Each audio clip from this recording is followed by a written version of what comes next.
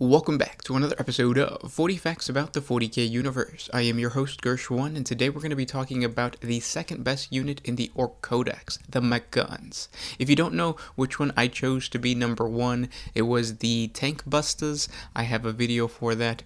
There's a whole playlist on the channel, so go check it out if you want to. But today we're going to be talking about the Mek Gunz. The reason that I think the Mek Gunz are the second best unit is because they are extremely deadly in range. And as we all know, the orcs are extremely good at shooting this edition.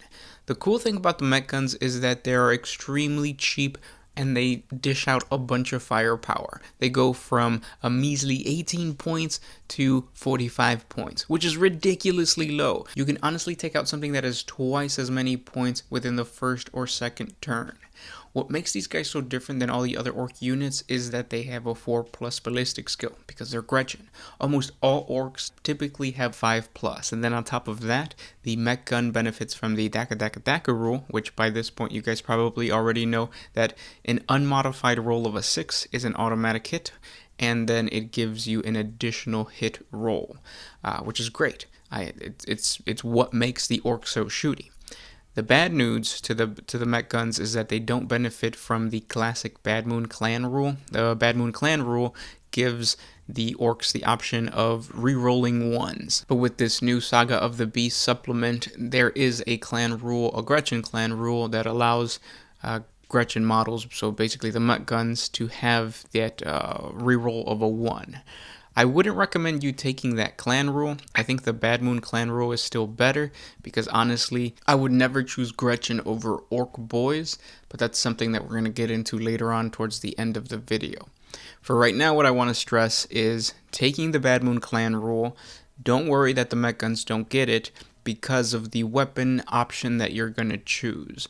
Now, the Mek Gunz usually have 4 options, or they'll always have 4 options. The one that I have always run is the Tractor Cannon. It has a 48-inch range, it's a heavy 1, strength 8, AP -2, and then it has the option of dealing D6 damage. But what makes this gun so badass is the fact that it automatically hits its target. As long as it isn't within range, you're gonna hit your target. This weapon was meant to take out your opponent's big toys, like whether it's a tank, it's a monstrous creature, whatever has multiple wounds, this gun is going to take care of it. And as you can see, the whole Bad Moon reroll 1 doesn't even matter because you're not rolling to hit, you're just always automatically hitting. And then on top of that, if that target is a vehicle that can fly, then you roll 2d6 and take the highest number, and then that vehicle automatically crashes and burns as long as it is destroyed. So this unit is designed to be an anti-aircraft gun, but at the same time it can take out pretty much anything that's larger, and then you leave the infantry for your boys that are all going to have shooters. That is why I was telling you guys you should always take the Bad Moon clan rule, because you would much rather want 30 boys with shooters to reroll their 1s than this Mek Gun to reroll. Well, they don't have to reroll. So obviously always go with the Bad Moon clan rule. Now, if you ever get tired of the Tractor Cannon, or you have a unit of Mek Gunz and you want to change things up, you could always go for the other options. You have the Bubble Chucka. That's a 48-inch range, heavy D6, strength D6, AP D6, and damage of D6. As you can tell, that is the most orkiest gun out of all of them. You don't really know what's going to happen. You're just going to pull the trigger and hope it hits something. But then you also have the Custom Mega Cannon, which is a 36-inch range, heavy D6, strength 8, -3 AP, and D6 damage. It's another really good option. The only thing about this one, as opposed to the Tractor Cannon, is again you have to roll to hit, you have less range, and if you roll a 1 on that hit, you are going to suffer a mortal wound, which isn't as bad as it sounds, just because a mech gun has 6 wounds. So even if you take a wound every single turn, it won't kill the mech gun. You can keep firing and it doesn't depreciate at all. Like, there's no stats that go down for the mech guns. Now, the last option is the Smash-A-Gun. It's a 48-inch range, heavy D3, -4 AP, D6 damage, and the way you calculate the wound, or the way you calculate the strength, is you roll 2d6, and if the toughness of the thing that you are hitting is lower than what you rolled, then you wound. and then you roll your d6, and then you see how much damage you did. All of them are really fun options, really solid options, and again, they're pretty cheap. The most expensive one is the custom mega cannon, which is 45 points. The tractor cannon, which is what I told you should use, is only 30 points. So you can field a whole squad of these, which brings me to my next point. The mech guns aren't really considered squads. They will when you drop them in for your placement, but once they're actually on the battlefield, they count as individual units. So you can bring a bunch of mech guns and you can drop them all in at once, as long as they stay within 6 inches of each other, and then once you're actually on the battlefield, they count as individual units, which is good. They're not going to be moving, though. The placement is key, which is another thing that I wanted to talk about, because the placement of this unit is crucial. They are forming a firing line for your orc boys. So you want to place them within the range.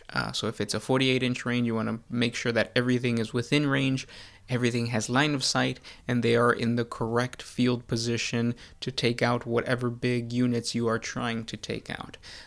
Which is why I would recommend always placing your mech guns towards the end of your placement. What you want to do is let your opponent put down its multiple wound model, figure out where it's going to be, and then you put down your line of mech guns, so that if you get first turn, you seize initiative, or you just get first turn, you completely obliterate that multiple wound unit with just a ton of fire. The only thing that you need to worry about mech guns is that they're kind of weak. Well, they really are weak. They're only strength 5. If they get assaulted, more than likely they will be destroyed within the first turn. If they get shot at, they might get destroyed within the first couple turns. That is why, in order to counter that, what I would recommend is having a big mech with a custom force field.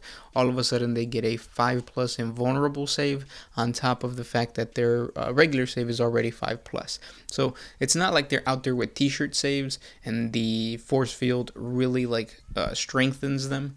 And honestly, what I've noticed is that my opponents usually never target them because they look so insignificant in the battlefield.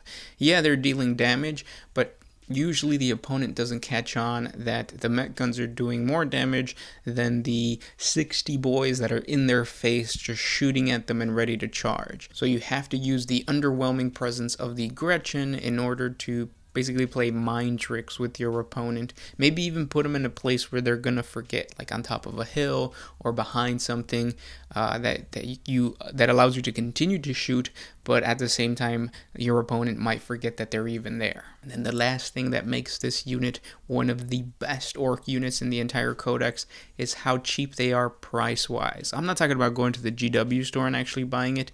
These guys you can kit bash with just about anything. If you buy a battle wagon, if you buy some killicons, some boys, if you get some ludas, all those extra bits you can kit bash and form into your own custom mech gun, because the mech guns themselves are supposed to be kit bash looking. Every single big mech builds it a little different. No weapon is the same. So that freedom to just build your own is not only creative, but it's also inexpensive. It saves some money, and you can really use a lot of the extra bits that you have either from other armies or the orc army themselves and just create some really badass mech guns. And the customizability of this unit also adds on to another part of the mech gun that I actually think they're lacking. I think that in the field of lore, the mech guns don't really have that much history. The fact that they are mech guns and that they are manned by Gretchen should have given Games Workshop the opportunity to talk more about like what Gretchens are actually like, specifically the ones that are trusted by the mechs and the big mechs to man such deadly weapons, but it's not really talked about. So it would have been nice to have more lore within the mech gun unit. But again, so much other lore contributes to the mech guns, from the fact that like Wa energy is actually allowing the guns to fire, and if an Imperial Guardsman tried to fire a mech gun, it just wouldn't work. So there is that extra like supplement or tangent lore that is contributing to the mech gun lore, but they just don't have like their own little artillery Gretchen history or Gretchen lore. I wish they did have that. Now I pass it over to you guys. What do you guys think of the mech guns? Have you used them on the battlefield? Has somebody used them against you? How do you deal with them? Any comments, any suggestions, please use the comment section below. I would love to hear from you guys. And of course, thank our patrons on Patreon. It's because of them that we can make these tactic videos. If you guys are enjoying them, then share them with your friends so that we can continue to make them. I'm gonna try to make a Skitarii video next Monday. I'm sorry this is coming out on Tuesday. I didn't have time on Sunday to make it for Monday. But yeah, expect tactic videos every week, hopefully every Monday. Thank you guys so much for listening. I'll talk to you tomorrow. This was Gersh1 with One Mind Syndicate signing out.